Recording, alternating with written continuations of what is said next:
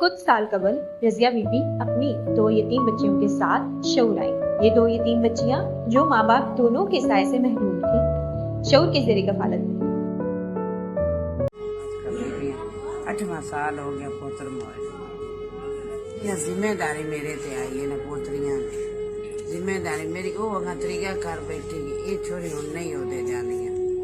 जिम्मेदारी मेरे सिर ते आई है, मेरा भी कोई नहीं साईं कोई नहीं किंदे आसरे ते रब दे आसरे ते बैठी हुई ये तो इमदाद करो तो बड़ी बड़ी मेहरबानी। आज ये बच्चियां स्कूल भी जाती हैं और एक बेहतर मुस्तकबिल का ख्वाब रखती हैं। इसी तरीके से शौर बहुत से घरानों की जिम्मेदारी उठाए हुए हैं। ये सब आप ही के ताउन से मुमकिन हुआ।